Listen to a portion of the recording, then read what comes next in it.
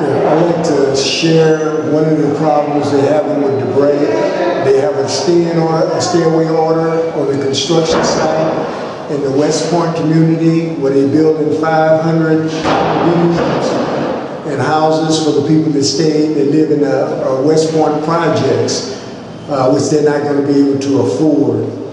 And me and my son was on the construction site to talk to the general manager about why they're not hiring entry-level people into carpentry. And that presented a problem because it's the beginning of the skillful trades coming in. They hired a few people in the labor positions. But when it comes to the skillful positions, where they're supposed to be giving people that don't have any skills opportunities to enter into the construction trade as beginners and be trained in a 4-year apprenticeship programs. So we raised the concern about why they're not hiring them, and that's when all hell broke loose.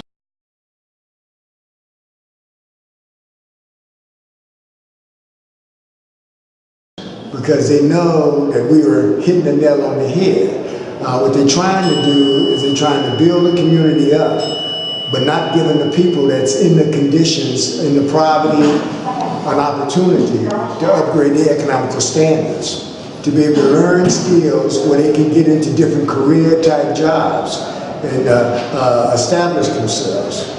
So they're supposed to be entitled to these jobs, but there's no one standing up for their rights. So as we've been attending community meetings, speaking out on these issues, asking for payroll reports, asking for various things that has shown that we're not given an equal opportunity while the dollars are being circulated. It's about a $100 million project. And it's, so when me and DeBray went to the construction site, talking to the general manager, raising these concerns, that's when he asked DeBray to get off the property. And I'm standing right there. You know, they're not asking me to get off the property, they're asking DeBray. But the questions was directed by me. I'm the one that raised the issue about what they wasn't doing. The gentleman that we were talking to, whose name is Chris Parker, you know, this is when he asked DeBray to get off the property. You know, so like me and DeBray leaves the property. DeBray did not threaten him or anything else. When he told DeBray to get off the property, Bray responded, well, we're going to get you out of here because this is our neighborhood. And that's the only thing that Bray said.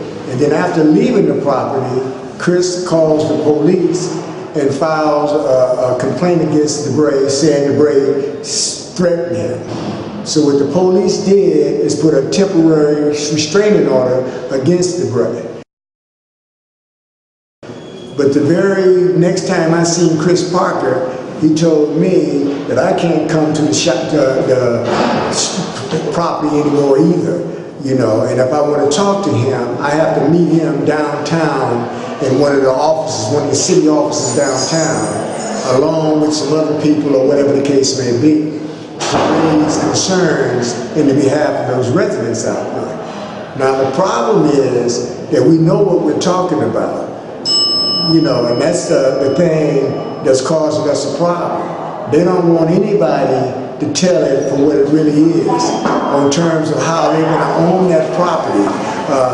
The property managers, when the city is putting money into the property, HUD is putting money into the property, and $40 million is being put into that development by a redevelopment agency, but yet a private developer is going to own it. Is they're forcing low-income people out of the neighborhood. They're breaking up the large concentration of African Americans before we can wake them up by letting them know that they have rights. They have rights when it comes to the jobs. They have rights when it comes to equal opportunity, which is being denied them. So this is why DeBray is having such a problem. They're trying to make an example out of DeBray, but yet DeBray is not the only activist that's standing up.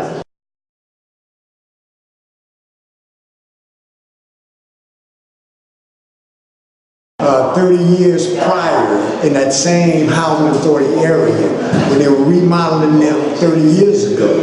And we stood up for those residents. I was beat by the police. I was taken to a jury trial exactly like they do in my son, you know, for being a political activist for speaking out. But the truth of the matter is we have to organize around our residents. We can't allow what they're doing when all of these dollars are circulating without giving those people an opportunity to upgrade their economical standards, where they can buy one of those condominiums that's being built out there. You know, it's nothing like someone wants to stay on the welfare. Welfare is supposed to be a temporary situation, not a permanent one. So when an opportunity for them to upgrade off the welfare presents itself, they should be given an equal chance to go off into training programs and be able to change their situation. The economics in the community, the unemployment in the community is off the hook. It's something like over 50% unemployment in that area. And the majority of people that are unemployed stays in the housing authority projects.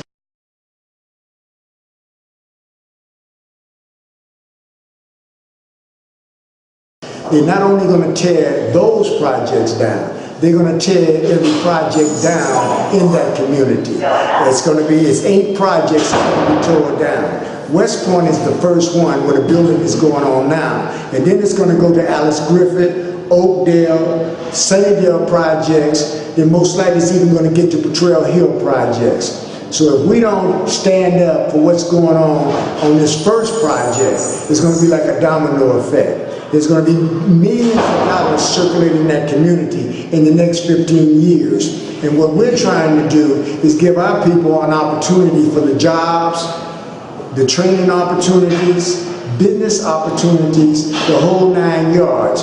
So as the dollars are circulating, it'll filter down into our pockets as African Americans. We can recirculate those dollars back through our community.